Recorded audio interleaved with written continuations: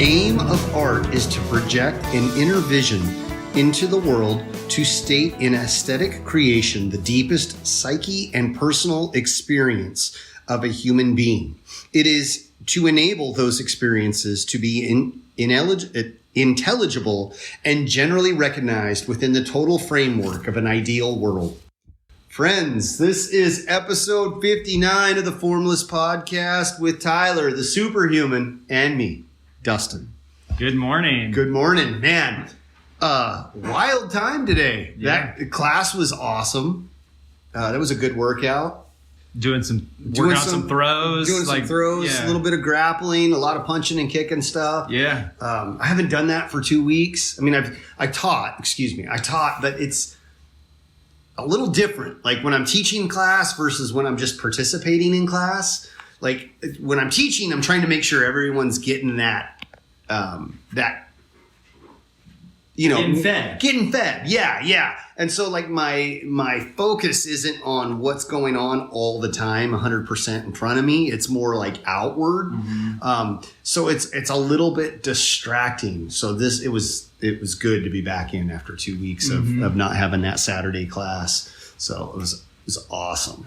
It's a little bit of growing, like when it's like you step away from a certain thing. Yeah. Well, it's like if you ate ice cream every day. Like when you're a kid, you think eating ice cream every day would be just the best. And, you do that for 2 or 3 nights in a row and you're kind of sick of it after a while, But not that I'm sick of it. It's just like, I took a little break and then I had to come back, and it was like, oh, awesome. We just didn't have a Saturday class. One Saturday we didn't have class. And then the previous Saturday I had a obligation I had to meet.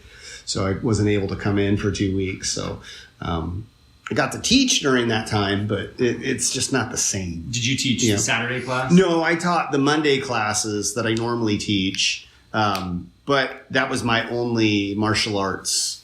So I was needless to say, I was a little bit grumpy. Yeah. Like it was coming out in various ways. Like Friday afternoon, I was so pissy.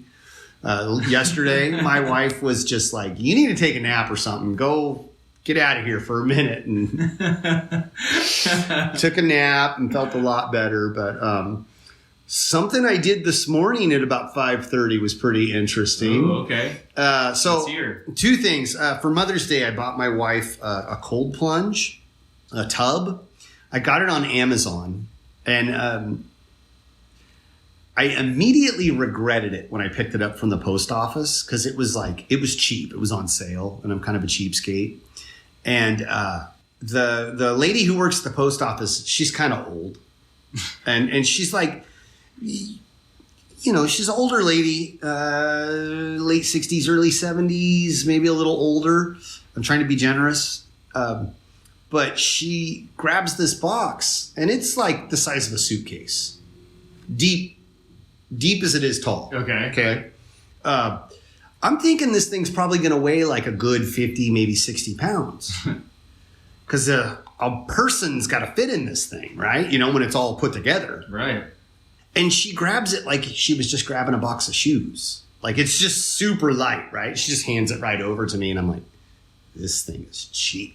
Like there's no way this thing's going to hold. And I'm all bummed because I bought it for Mother's Day because that's what my wife wanted. Right. Like, this is my Mother's Day gift. Didn't really have a backup plan, poor planning on my part. But this is like it. I'm like, oh, crap. So I get it home, show my wife. She's all jazzed. Open it up, and I'm like, going to put it together for her. And I posted one of the pictures on the Instagram page. The instructions are in the most broken English, like roughly translated. They used Google Translate, and just spoke straight Chinese, and then they went and translated it over, And there's like misspellings and grammatical errors and all throughout this instruction manual. And I'm just going the whole time like, oh, I got taken for a ride,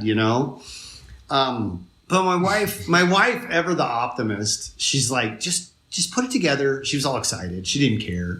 It could have fell apart immediately, but she was like, just put it together. And if it doesn't work, we'll return it. It's Amazon. They'll take everything. Yeah, they'll take it. So it's about hip height, and it's kind of if it lasts through the summer in the Reading sun, we'll be good. Because I've already determined we're gonna get another one, a better, I'll build one or something out of a feed trough or something, But I saw some plans for that. But anyway, she liked it. So she liked it so much that I was like, okay, I'm gonna try it. So this morning I get up. It's getting things ready because I got some dinner prep that I had to do, a couple other things, and I'm like, if I'm going to do it, I better do it now, because I'm going to lose my nerve. Mm-hmm. So 5:30 in the morning, I jumped in that thing and woo! In the ice bath. In the ice, 3 minutes, up to about my shoulder. Ooh, yeah. So it's just big enough to sit on your rear end with your feet pulled up next to your butt. At least for me. Just big enough to do that. You kind of sit in a cradle position or a egg position or whatever. Trying to warm yourself. Yeah. So, but it's funny because I set the timer on my phone and I set it up so I can see it, and I'm watching this thing go, and it was the longest, slowest 10 seconds ever, and my brain, your brain is just chicken, it's get out now, yeah. And I had to find something else to look at. So I'm hyperventilating, I'm staring at this phone, go count down, go, watching the time. And then finally I'm wait a minute, I'm never going to make it past 20 seconds if I just watch this thing. It's kind of just looked away and tried to stare at something else. And nobody's there with you. It's just no, it's 5:30 in the morning. Yeah. Everybody's asleep. It's just you. You're I could get out. Oh yeah. But you're as soon as my feet hit that water, I didn't need any coffee. I was awake. Awake, dude. And then I started doing that kind of breathing, Yeah. Almost involuntary. And then, I was okay, just once I put my leg in, it was just sit down. Because otherwise it's going to I'm going to spend the whole 3 minutes trying to convince myself to slowly submerge. Yeah. So I just sat down and, dude, it was awesome though. I got out after that 3 minutes. I did a full 3 minutes, got out. I was cold, of course, but I was wide awake. Awake, energized, ready to go. And I had a great mood. All day today, I've just been got no reason to smile, but I'm happy. I'm smiling and stuff. It was cool. Huh. It was cool. I'm gonna do it again. I'm gonna continue to do it again. I don't know that I'll do it every day, but try to. There's all sorts of studies and stuff on it. It's supposed to be really good for your immune system. And I've heard that. Yeah. And for your natural circulation, right? Your circulation. It's supposed to heal, it's supposed to help with inflammation and stuff. It does something to the immune system, and they produce it produces antibodies and shock proteins, because of the cold, the extreme temperature difference. I don't know. We'll see. We'll see. But it was cool. It was whoa, this is I think I've seen on some of the other mainline podcasters or influencers, Tim Kennedy, I think does. Yeah. Jocko Willink. Jocko, I don't know. Does he? Maybe. Or maybe, I don't know. Yeah, I know Tim Kennedy does. Yeah. Joe Rogan's does one. He's done some live videos where he talks. And he's shivering the whole time, it's hilarious. Huberman Lab. If you've ever listened to that podcast, he talks about it. He has one that's I think he has a podcast that's pretty in depth on it. It's pretty interesting. I'd be down to try one. Yeah, it's cool if you want. I mean, it only takes 3 minutes. If you want, check it out. Come on over. Where'd you get all the ice from? So we have an ice machine. Okay. And I don't know, I don't have a good thermometer. I probably need to get like a pool thermometer or something, that just stay in the tub the whole time. So I have no idea how cold I got the water to, but it sat out overnight, and I think it was like I can't tell you what temp was. I think it was like low 50s outside, the ambient temperature. And so I threw a couple of large containers of ice in it and sat down. We have an ice machine, so I didn't have it didn't have floating chunks of ice in it or anything like that. Gotcha. You know, so it probably could have been a lot colder. But I'll tell you what, I was shivering and I had goose flesh all over, you know, so it was cold enough to make me not want to be in there. Ooh, yeah. You know, yeah, that sounds like a good it thing. Was cool. I'm gonna maybe we'll have to do a live video on that or something. I was thinking about it, like I about halfway through, like, you know, trying to distract myself from wanting to get out. I was like, I should have done a live video. I was like thinking of all the different things I could do, you know, or what we were going to talk about today. It was just anything to keep my mind off of like, cold. Get out of here. Which is weird because, like, you know, like if you, like if you're going to try and cross the street and you don't notice a car coming and then like you see it at the last second, your brain kind of, the way you react, like your brain's like, whoa, back up. That was what was going on as soon as I touched that water. It was like, get out of here, you know? Instant reaction to bye-bye. Yeah. But I had to like, it made me think about, like, you know, like when we're training, and especially like when you got newer people and the first time they spar, they like react to like all the punches or kicks thrown at them, and they're like jerking away and stuff. It was like that kind of thought. And like you had to like, there's a point when you're a newer person where like you have to be like, okay, I'm okay. You're like, you have to kind of take control over your immediate reactions. You know what I'm saying? I do. Yeah. So like, your normal reaction is like your brain is telling your body to get to safety. Like, so you're flinching or jerking away from the threat. Like if you're sparring. Yeah. Like if you're sparring or whatever, or swinging sticks at each other or something, like your immediate reaction is like, get away, get out of that danger. So that's what happened. Like I touched that water. It was like immediately, like it would have been the same way if I touched a hot stove, like get away from here, you know? And, I really had to like go, no, this is what I want to do. And like, kind of like mentally override everything and be like, no, get in the freaking water. But it made me flash back to that. Like, because I deal with that a lot with some of the newer kids when they're coming in and they're like, you're trying to teach them stuff and they're like flinching or it's like, okay, you gotta be in control.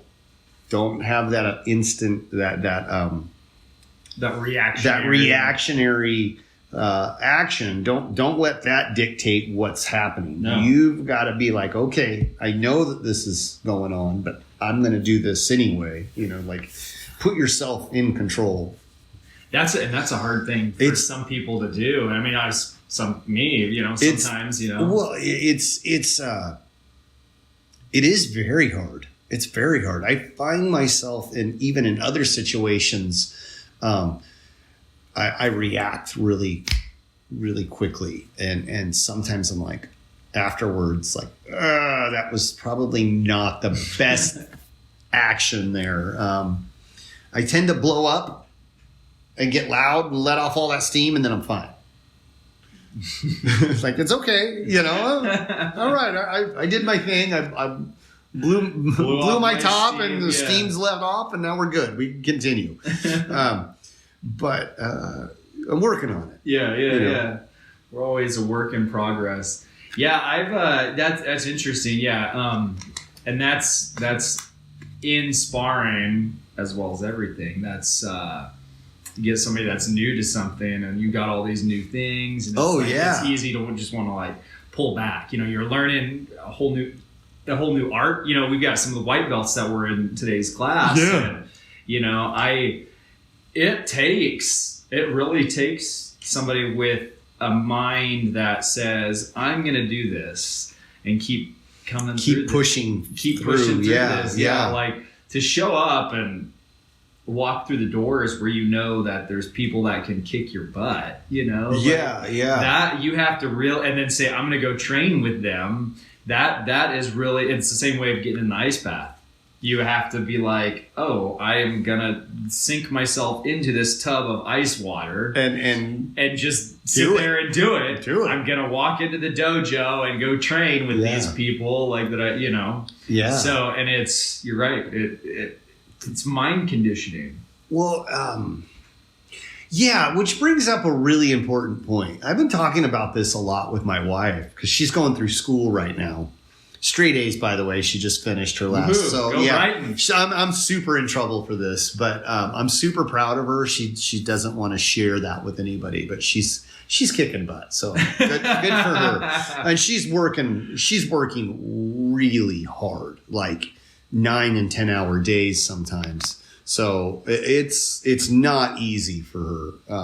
But 9 and 10 hour days. Some days, some days it's crazy. On top of all the other stuff, having 3 kids and her dad living with us, and then the dogs and the chickens and the fish, and hey, we get hungry too, all of that other stuff. Yeah. But she's really working hard, and on top of all that,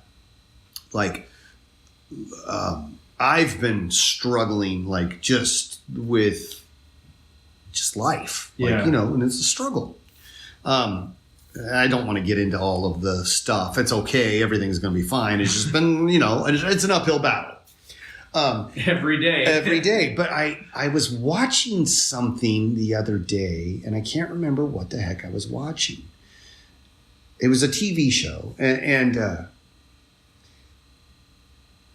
I want to say it was Denzel Washington, but I could be wrong. Anyway, the character, he's like teaching somebody something, and just some life skills. The other character had made some pretty poor choices in their life, and they weren't really they weren't happy with everything, and they were complaining about what a struggle it was trying to overcome whatever problem they were having. I can't remember. But he's like, hey, there is no progress without struggle, and it just, it hit me absolutely. There's none of that.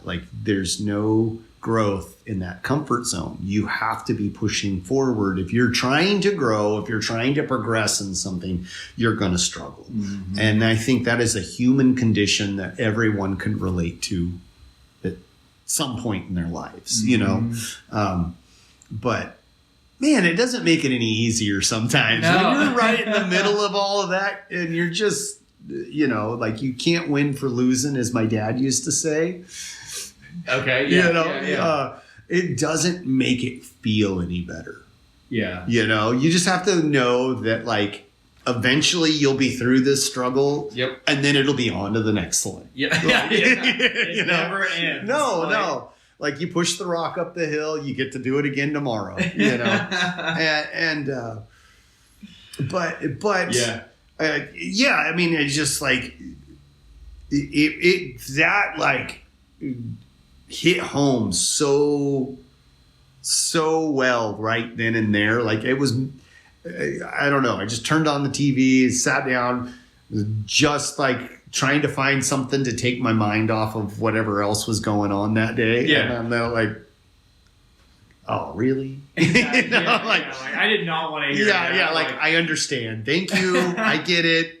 Can we just be entertained for a minute? I don't want to think right now, Yeah. I just want to get lost in this movie and just not worry about all the other stuff that's going on. But and I think that's fairly normal, because it's. I mean, you think about growing a garden, right? You have to go out and hoe the ground and put out effort, put the work in, and it's going to be a while before you see any fruits of labor there. Yeah, you gotta, and then too, which is interesting. You think about this.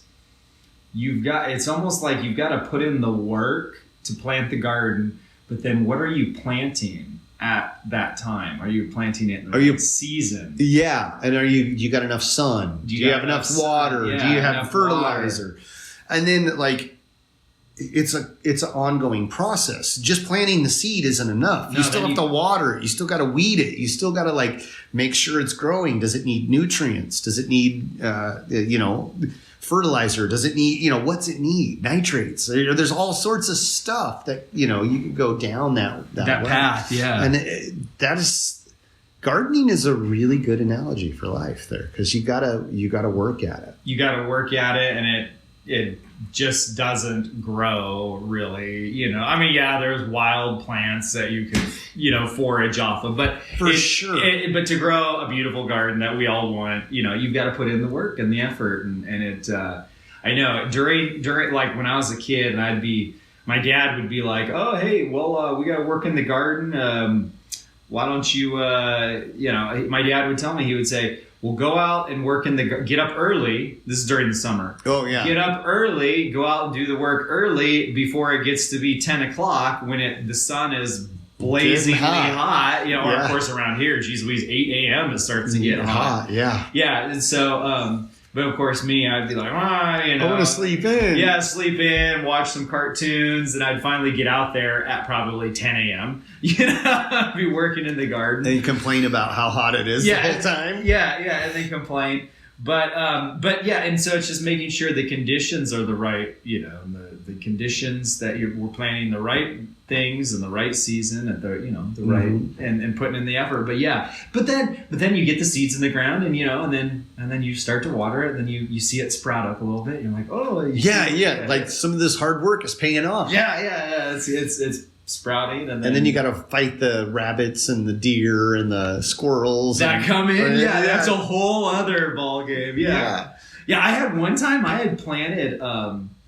I had planted, just a side note, I had planted some seeds. I can't remember what they were, but I had planted them in a row, obviously. And I planted them one day, watered them, and came out like a couple days later, and some deer had came by and got all the tops of it. Somehow had nudged its snout. Oh, no kidding. In the dirt where those seeds were, and nothing grew there. And I was like, I'd always heard of deer being able to smell a seed, or maybe they're looking at the moisture or something, but I've had that happen to me. Wow. That was weird. So I don't know if it was just random luck. But you've got to deal with the deer. But it came and nudged its snout in the dirt right where I'd put the seeds in multiple spots. No kidding. That's wild. I had heard of that, and I had never experienced it, but now I have. Yeah. And so I was like, somebody had told me, they were like, I swear the deer can smell those seeds through the dirt. Sure enough, I think that guy was right. Wow. But I don't know. Hey, do you guys still plant? Did you guys plant a garden this year? I didn't, but my dad did. Yeah. He does a huge garden every year. Yeah. So we'll do a huge summer garden. Right on. Yeah, we did a small one this year, but we got some more chickens. Oh, okay. So we're up to 18 now. Chickens? Yeah. 18 chickens. So we have six of the old ladies that we've had for a few years now left, because we had a rodent issue. We had some raccoons getting them. And then so my wife bought 6, and then she loved those so much she bought 6 more. So we got a dozen babies and a half dozen old ladies right now. Oh, that's cool. As I call them, old ladies. The old hag hands. Yeah. But yeah, we got those, and then my father-in-law planted a small garden. But last year we planted a big garden last year, but they just got decimated by the deer. Oh. We ended up with a handful of squash and some tomatoes and stuff, but yeah. So this year it looks like everything's wrapped in cages and got tops on it, and it's got all sorts of chicken wire and stuff. I'm gonna be fighting the animals, I think, this year. So we'll see. We'll see. Yeah. I got some fruit trees planted on a chunk of property of ours out in the middle of nowhere. And the fruit trees, I have to put the cages around the base, the trunks. Yeah. And like netting over the branches and the leaves. They're young fruit trees, so they're not huge. But because the squirrels come and they'll just munch on those leaves. Yeah. Are those your fig trees? No, they won't touch the fig trees. They'll really? They won't touch the peaches or the nectarines, really, but they love the apricot and the cherry leaves. The apricot tree leaves and the cherry tree leaves, and it's wild. Yeah, it is weird. So, but I don't know, but I don't, maybe we got some weird squirrels where that property is. I don't know. They're picky, right? They must be well fed. They get to choose what they want to eat, right? That's true. But it's so funny, like. You think about like taking your ice bath, right? Or like the toiling, right? Like having to do the work. Yeah. And this kind of this I was thinking about this for my movie, my movie, we had here in Northern California, we had a short theatrical release. We did 1 week. Which was awesome, by the way. That was super fun to go to. Yeah, the red carpet premiere. Yeah. Yeah, thank you. So a lot of work and effort went into that, and we had a smaller theater here local in the area that said, "Hey, we'll do a red carpet premiere for you, and we'll show it for a week." And I jumped at the chance, and so we had 2 showings on one night, so a red carpet premiere. We had 2 showings, pretty much sold out of one of the showings, and then was almost sold out on the other, about 3/4. Yeah, or half to 3/4. But anyways. Yeah, and then our movie Miracle Mile ran for 1 week at that theater, and it did good enough with all the local support that they said, "Hey, we're going to extend it for a second week." And then that second week went, and they still had enough support, and so they said, "We're going to extend it for a third week." So they originally only told us, "Well, we'll show it for 1 week." Well, 3 weeks later, it was still going. Well, yeah, it was ending its run after 3 weeks. So. But anyway, so yeah, so we don't have it currently in any theaters right now, but I'll be getting it on some streaming services soon, and then be able to announce next couple months or so. You think? Yeah, definitely next couple months. Okay, yeah. I'm sure that's a long process because you got to figure out who's got the rights and who's got the distribution rights and who's got this and that, and it's a process. And so, I mean, it will definitely be at least 3 months, if not more. So, but, but what I was thinking of, is that we have had to get to this point where I now have a movie that I've done, that I produced, that is... had a small theatrical run, and it had it had one theater in Kansas it went to. Oh, really? Yeah, one theater in Kansas, my dad's hometown, in the middle of nowhere. Kansas. No kidding. I shouldn't say middle of nowhere. It's actually a pretty cool spot. But in the middle of Kansas, my dad's hometown of Atwood, Kansas, the little theater in that little town there showed it. And, how cool. Yeah, and so all my relatives and family back there got to go see it. So it did 2 weekends there, Friday, Saturday, Sunday, and 2 weekends of that.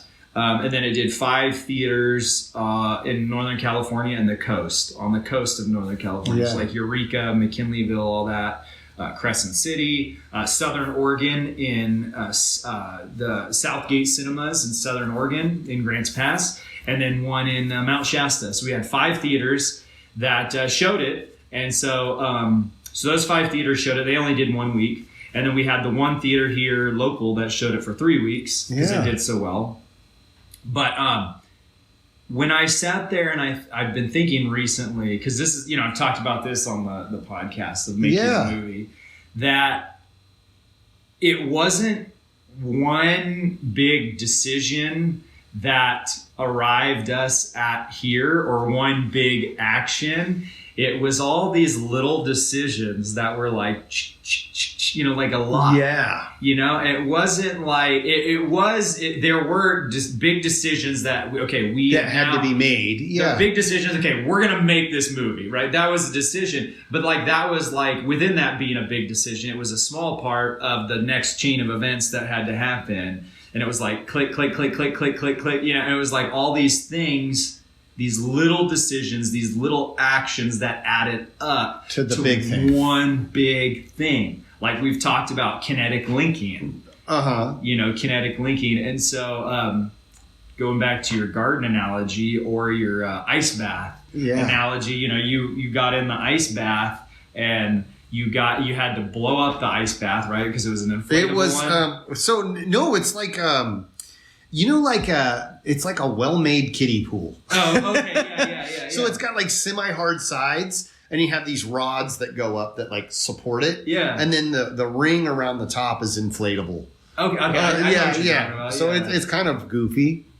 You had to buy it. I had to buy it. I had to put it together. I had to make it stand up and set it up.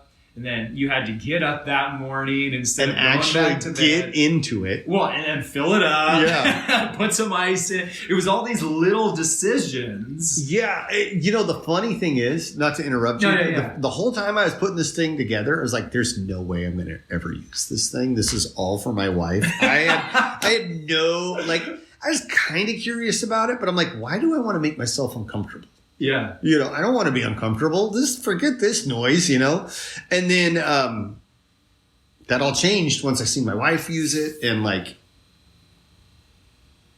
it's like, oh, okay, I'll try it, And then at least here to say you are, I did it. smiling all day. Yeah. It's pretty wild. I didn't mean to interrupt you, though. Please. No. It was just that you had to do all these little actions to make that happen. And now you're sitting to where you're like, I've been smiling all day and walking around. And it was because you made all these little decisions that led up to that big plunge of you getting in there. And then you had to stay there for 3 minutes. Yeah. Yeah. And so that's just something I've noticed with my movie and being able to look back now. It's the weirdest thing to be able to look back and be like, oh, this is where I am. This is where I started. And then in between that and here we go. Here we go. And all the little steps that took it to get there. And like you said,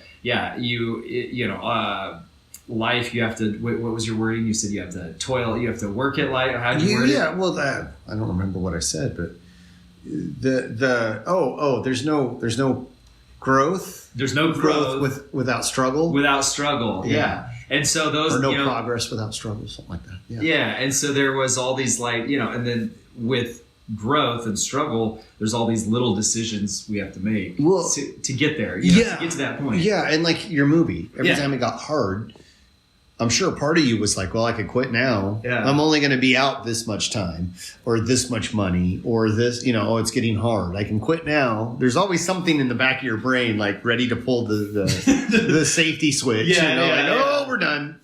Cut and run. It must be something that evolved in us.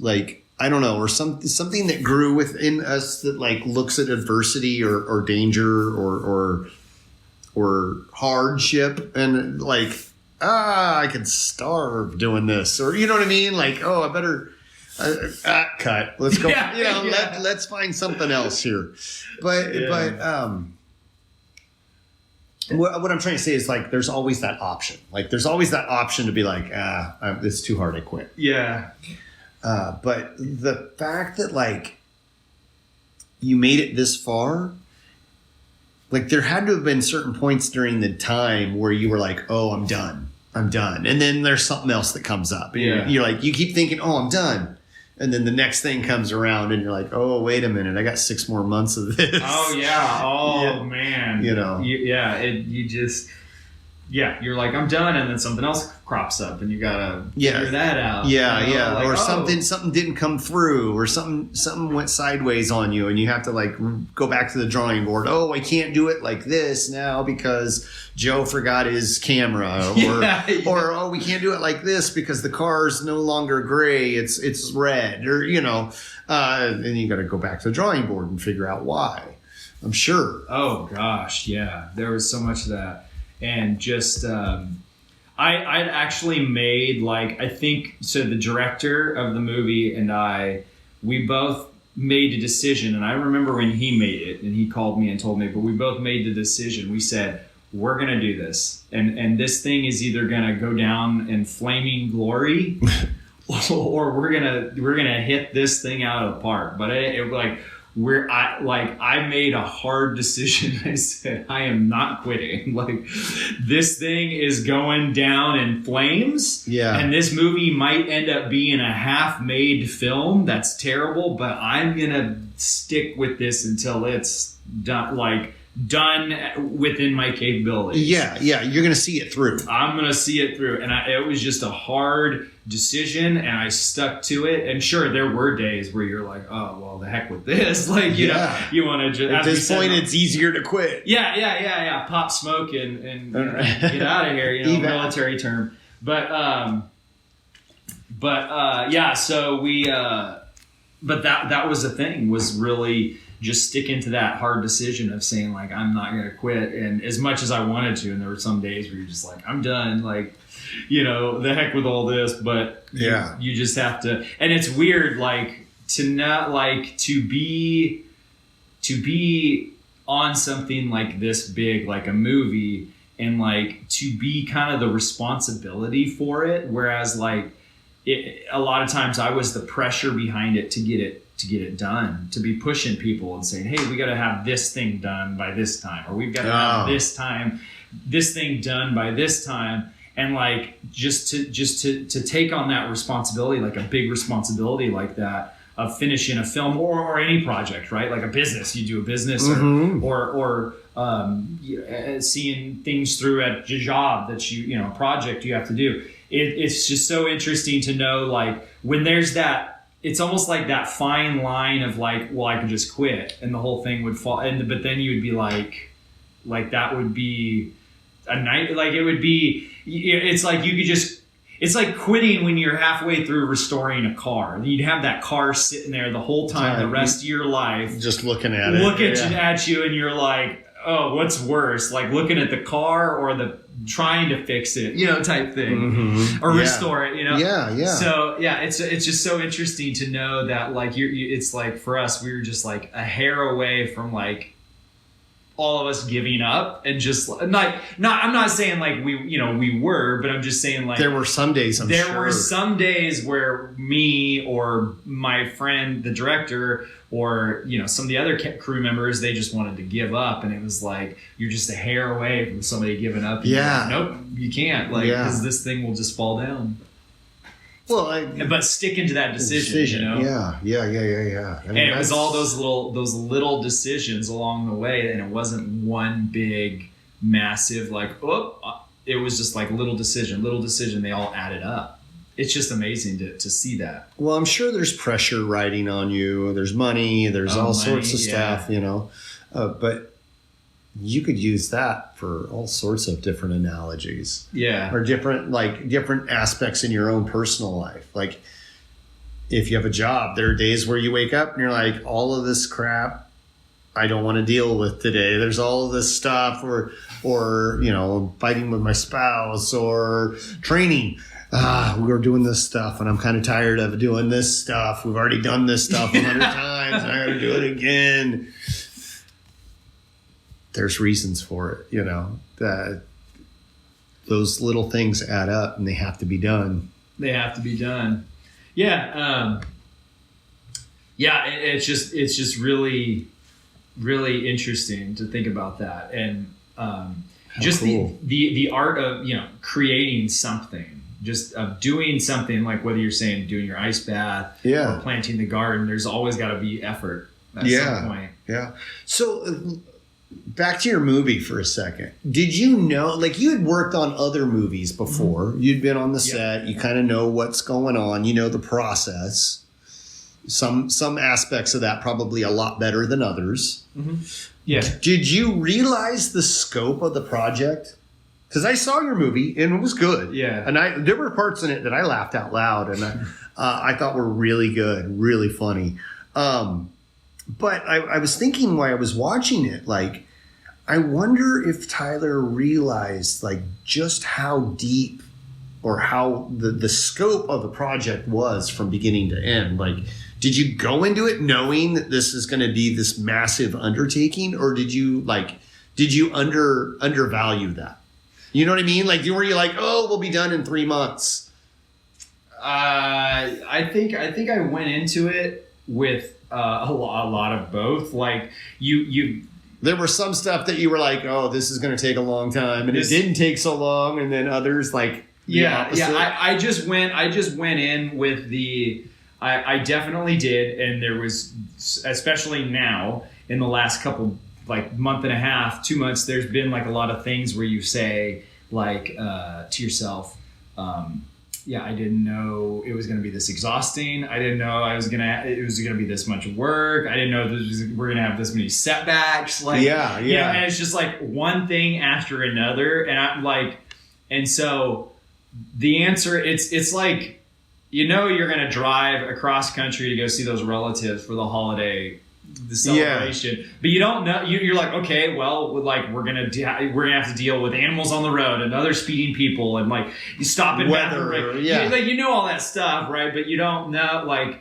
getting there is like then you actually see what happens. And every movie, you know, every movie set is different, and so you've got different challenges. What you got, and so, but there was a lot of it that we basically. I knew I could see going in. I was like, okay, it's going to be a little difficult to drive around in a van and film in the middle of, you know, spring when it's hot, but we'll figure it out, you know? And so I think it was just kind of like we what if ourselves to death, and what if this happens, and what if that happens? You got to do that. Yeah. But we didn't. To an extent. And I did, at least me personally, I didn't let people, like, I didn't let those what ifs say like, oh, well, you know, you didn't let it turn into a maybe we shouldn't. Then. Yeah. No, I just, but I knew going into this that this was going to have to be, you know, starting at my own company and doing it with my friend and having not the biggest budget. I mean, incredible, like, you know, an incredibly low budget on this film, and having that. And I knew that by doing my first feature film as producer, I knew I had to almost take the hit and do one that wasn't going to come out how I was going to have to release a lot of control to all the other creatives on the film and be like, okay, this scene is going to look very different than what you pictured in my head. Yeah. And I just have to release control of that. And whether or not it turns out good, I don't care. I have to look at the whole film as a whole, or, oh, we didn't get this location to film at, so now we've got to film here. And I just, I went in with a plan. I knew it was going to be tough.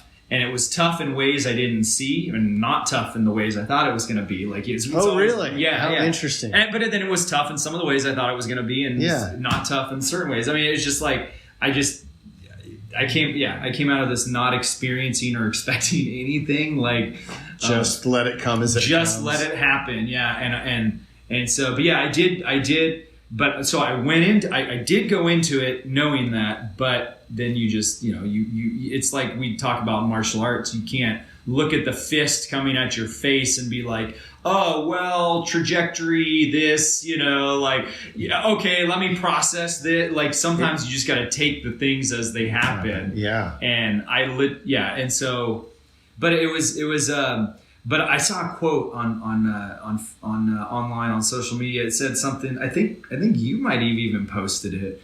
It said, starting and doing something is hard, but it's not as hard as if you never started at all. Yes. Like, and so now I can have that behind me and be like, man, I'm glad. Like, and there's some things on the film that didn't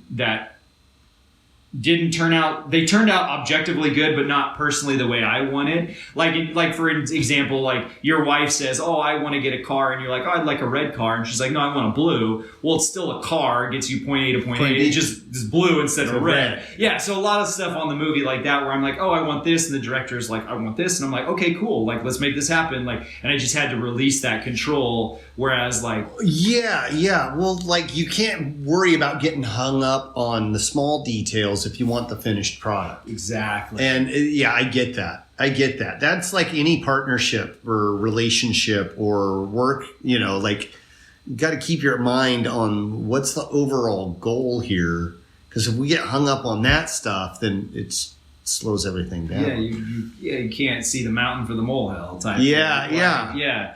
So, but no, I went into it and knowing, and now I can look back and like, I'm still experiencing it. And I've got some people on the, that worked on the film, and we've got egos and attitudes everywhere. And in every job, every club we're in, at school, everywhere. And so, but the one thing, I've got some people saying, "Oh, you should have done this, or you should have done that," type thing. And they want to complain about this or that, and that's fine. And I everyone's entitled to their opinions. Yeah, you got your own opinion, and yeah. But what's interesting is, like, the people can't understand. They're like, well, you might have built this house for yourself, for your family, and it may not be perfectly what you want, but you got a house. You've got You've got the house as a whole. Be grateful that you have a roof over your head. Be grateful that you've got a roof over your head. But I went into that knowing, and I knew there's a lot that I went into this knowing. I knew we were going to not have as much money as I wanted. I knew we weren't going to have all the resources we wanted. I knew I could look down the road and see that. And now I can look back and be like, man, I'm glad I made that decision. So glad. And I'm so glad I made the decision to end up with a film that is a whole, as opposed to half-finished film. A half-finished film and quit halfway through. Like, I don't know what I would have done. That would have followed anybody around, the rest of your life. And it's like that quote, is it better the pain of starting or the pain of never starting? What do you want? Exactly. Oh, how cool though. Like, so you're going to do another one, I assume. Oh yeah. I'm already working with some investors to get another one going, and I've got plans for multiple films. So very cool. Yeah, so I'll be doing this process again. And now that I've done it once, now I'm like, oh, yep, okay. Like, I know how to do that process a little bit different. That one, like, that's what I'll do different there. That's what I'll do different there. Like, and so now it's a totally different ball game. Totally different. Like, and you've been around that block. Once, maybe not a bunch, but you're getting familiar with it. Anything. To where I took the plunge, and I was that was another thing, willing to deal with the unknown consequences. Like, you don't know what there's going to be at the end of your journey or the consequences or how that's going to change, but you just got to be willing to deal with that. Mm-hmm. So many unknowns. It got me just being okay with the unknown. So, and that's scary. Yeah, for sure. Guys, we like to know. Well, and especially if you like to plan ahead. And you're a plan. Like, wait a minute, this didn't go according to plan, And I assume, like, the more hands you got in the pot, the harder it is to get your point across sometimes. If you're working together as a team, but people are passionate about stuff like that, and like, this is the way it has to be, and they can't see any way around it. And they're like, this is what I want. And good on you for being able to be like, okay, cool, let's try it. I was just like, and it's not that you had anybody like that there, but I'm sure that there were differences of opinions. Oh yeah, there's always differences. And just, I want this car blue, I want it red, and you're just like, okay, it's a car, it's going to function. Is it going to do the job we need it to do? Yeah, does it tell the story? That's what we say. Does it get the goal Yeah. Do we get the goal? Yeah. Okay, then. But yeah, and so, but just to recap on that is that I can see all the little decisions. It wasn't one big decision. It was all the little ones that added up to one big, it's like the pitcher or the batter hitting the baseball bat. I mean, he's pivoting his ankles. Everything's working together. And I mean, his shoulders, his waist, his legs, and there are all these little movements that add up to one big movement. Yeah. At the end, and so I think that's pretty cool. Right on, man. So, but yeah, I definitely, now that I'm on the other side of that mountain, like I can look at that and be like, tell people like that would have hurt more to never start than it would have been to like get to this point. Like all the movie comes out, you've got you people that talk good about it. Mm-hmm. You've got the people that the detractors, bad, the bad, and then the ones that are a little good and a little bad, and then you've got. But I'll take all of that and all the stress and all the pain that I went through to get to this point. To that I have a movie that's done, and now I've got people that said, "Oh, they looked at that movie and said, oh, okay. Well, what's your next movie that you're going to do?" Like, and people that are potential investors, and so like I never would have had that if I wouldn't have gone through all this pain. No, I shouldn't say pain. There was good stuff. Well, no, but there's struggle, stress, struggle. Yeah. But I come out of it, and I feel like I feel a lot more thicker skin. I feel calloused. Like you get on your hands. Like I don't know if those are the right words. But no, you. I'm sure because like there was some things that probably bugged you, really bugged you, and now you're like, oh, now that you're on the other side of it, it's like that was nothing. I made a big old mountain out of this, and it wasn't anything. Yeah. Oh yeah, I've been having those realizations recently too. So, but yeah, no, I think definitely it would have been more painful to not start. And so I can actually legitimately say that. For sure. Which is interesting. For sure. And there's a lot to be said for that because like you're making this movie and other than you telling people about the fact that you're making the movie, it's kind of like podcasting in a way. Like, you don't know what the finished product's like until people come back to you and say, hey, I watched your movie. It was good or it was bad or, don't do that again or make another one. Same thing with like podcasting. We do this whole thing. We put it all together. We send it out. And like, I can see that people downloaded it. I can see people listen to it. But unless somebody says something, you really don't know what it is. You don't know.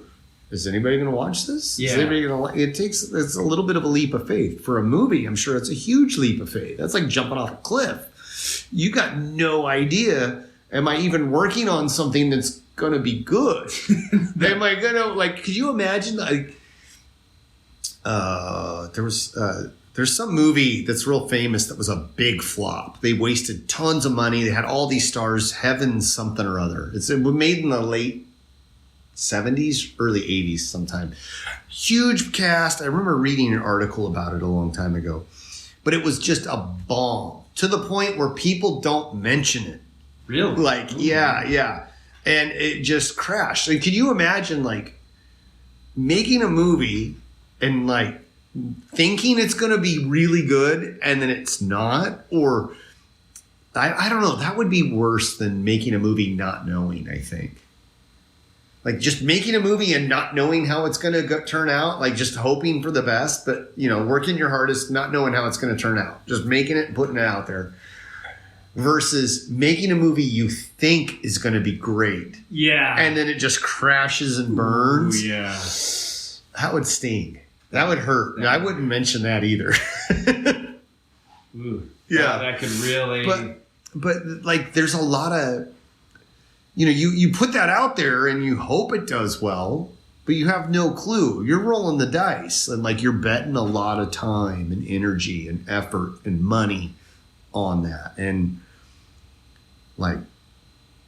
that takes a real a leap of faith. Leap of faith, but it takes some guts. That's a gamble.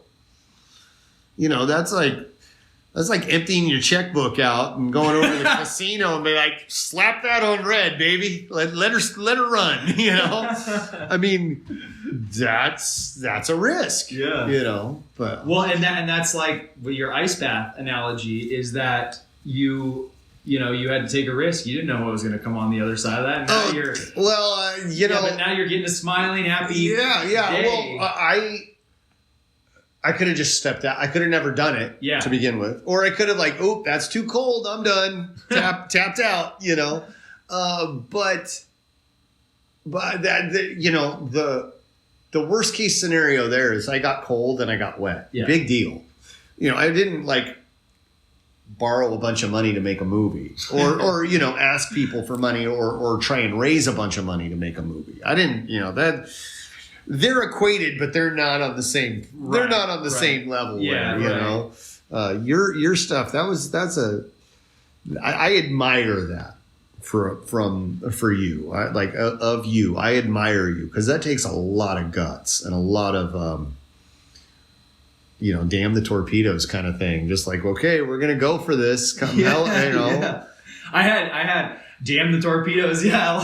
I had everyone telling me not to make this film. I had literally everyone in my life saying, you don't have enough money. You don't have the right stars. You don't have location. You don't have XYZ. You don't have. And it was all those naysayers. Literally, even the director of the film, my friend Luke, and I can say this on record because he remembers this conversation. But he one time we had a phone conversation. It was a direct confrontational phone conversation where I said, we just got to make it and the heck with the consequences. Whatever happens, but we got to at least try. We got to try. And I haven't yet brought it up yet with anyone that told me, you know, don't make this film. You're not going to be able to make it or it's not going to be successful. I mean, I can go on the record, let this be the record that I was the only one saying, and this isn't bragging, but I'm the only one that was pushing this thing the whole time, like the pressure behind it to get it to go. And like I said, if I would have backed away, there would have been no one to really push it through. And so to be that close to the ledge, it's like walking next to a cliff and you're like, I mean, like I could just step that way and end it all, you know, or, I mean, you know, I can keep walking on this ledge here. And so,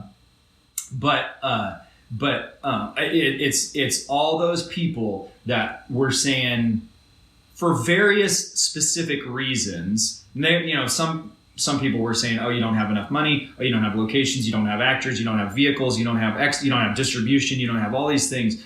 But they weren't saying like, oh, you can't do it. They were just saying there's all these reasons. Yeah. And so it's very interesting to get to that point and to see how that advice from those other people that were saying all that stuff. Now I'm sitting here with a finished film and a finished product, and it starts making you wonder, were they projecting onto me their insecurities about them starting their own whatever creative project, business, journey, whatever that they want to do, and they're like in their own head they're saying, oh, I can't do it. But and then their way of dealing with it, a psychology person could explain this much better than I could. But their way of dealing with it then is to tell other people, oh no, you can't do that because this and you know what I'm saying? Like, and that's not an easy subject for me to talk about, but that's something I get a feeling that, and I've heard people talk about it, that will project onto other people are things. And so like if somebody doesn't want to open their own business over here, well, they might discourage someone else from trying to do it. From trying to do it. And so it's now that I'm in that position, I almost want to, of course I'm not going to, but you think about like, you kind of want to rub their nose in you kind of like, hey, remember when you told me not to do this? Yeah. Guess what? Yeah, guess what? Did you see my movie? So but yeah, it's and to be the only one that's pushing things like that takes like to be the one. It's kind of like in the job title though, producer. Yeah. Your job is to produce something. But I'm saying, like, if you were making a big studio film like Warner Brothers, you've got the big executives at the top that are always calling and pushing. Like, where are you guys? What's going on? What's your progress? Yeah, they're sitting there drinking their margaritas in their office, but like, why aren't you guys on schedule? Type thing. Yeah. Whereas on a small independent film, you don't have that. It's a little more chaotic. It's a little bit more chaotic, and it was just like, for me, it was like I was the one pushing, and like you said, the job title. Yeah. And so not to interrupt, I didn't mean that in a rude way. I hope it didn't come off rude. No. But like, in my mind, for a project, like if we were gonna do a project, whatever that case may be, build a birdhouse. We got this project. We're going to build this birdhouse.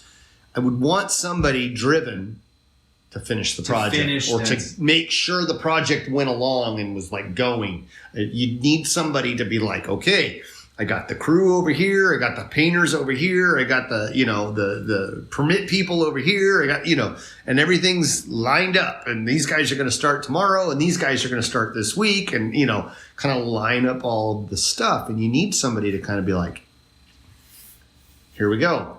We're driving this thing forward. Pushing it. Yeah. And it's going to be a tough one, but we're going to go for it, Yeah.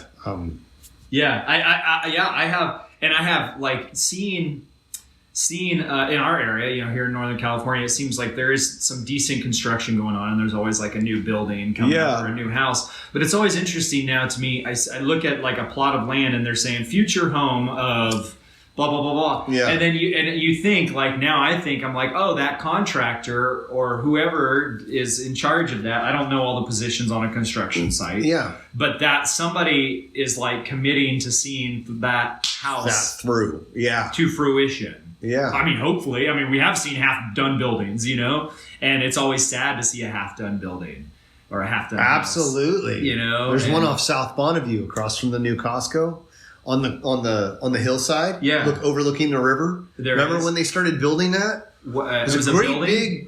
Great big building. It was supposed to be a business office or something, and right before the housing crash. The money fell out of the real estate. Oh, and they couldn't finish it. It turned around, but I think whoever started that project kind of, whatever happened, they lost interest, or something else, money got tied up in something else, or they lost all their money. I don't know what happened, but it was just the first half finished building that I thought of. Yeah, and that's always sad, and I think that's worse than if you never started. Like, oh, for sure. I mean, I've never started to build a house or a building. That kind of thing, like. Oh, I'm just saying, like, what do you think's worse? Like starting a project and then quitting halfway through I mean, but there's so many reasons why that building could be unfinished. That's a huge lesson. Yeah. That's a huge lesson there. I would think that if I was passionate about something and I was talking about it all the time and I never did anything about it, that would be terrible. That would be worse than getting halfway through Yeah, because things change. You might get into something and then realize, like, oh, I'm not as passionate as I thought about. Maybe, but it might lead you to the next thing. Yeah. But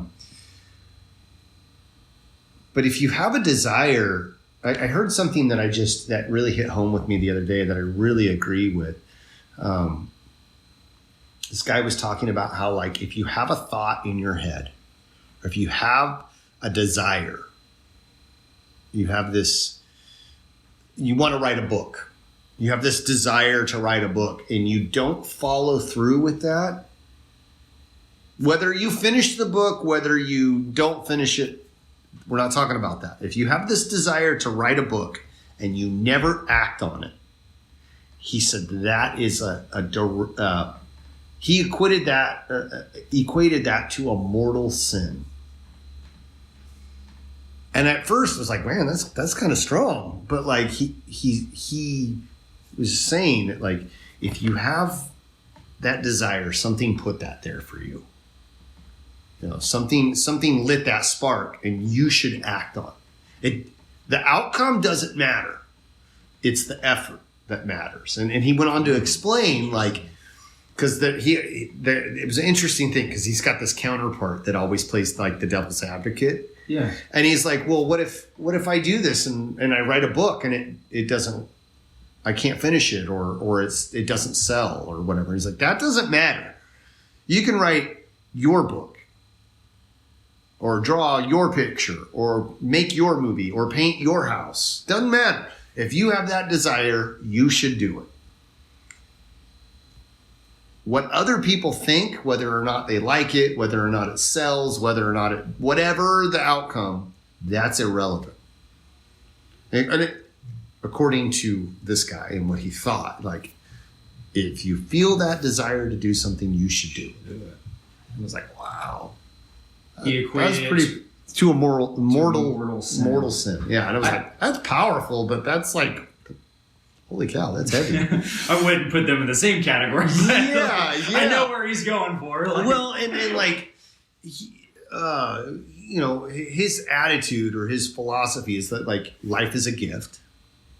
You know, you're privileged to be alive. You're privileged to have this life, and like, you should do something good with it. And if you can, do it. Because there's lots of mediocre everything out there. You should put forth your best effort, but if you have a desire to do something, you should act on it. You should act on it. Yeah. And I think if somebody has an idea or something, mm-hmm. and they don't act on it, I think that starts to nag on them inside, you know? And, yeah. And it starts to nag. And I think eventually, whatever that thought is, it'll nag on them for so long. And then they'll make a decision, whether consciously or unconsciously. And they'll say, inside of you, they'll say, well, that idea is never going to work. Or I can't do that. Or whatever, and then it's almost like they'll kill that idea themselves. But I think what that idea does, it doesn't go away. I think that idea just sits there and rots inside of you, and I think it rots, and I think it then starts to eat away at you even more. Mm-hmm. And that's not a pretty thing to think about. Like it doesn't convey a good image. But I think that's really what it does. And I think I've met a lot of people in life that have never acted on, and I'm not talking about doing hard things like building a skyscraper. I'm talking somebody I know wants to write a children's book, and I've told them multiple times, I'm like, why don't you just write a children's book? Like, why don't you just do it? Yeah. And it's XYZ reason why I can't do this because blah blah blah blah blah.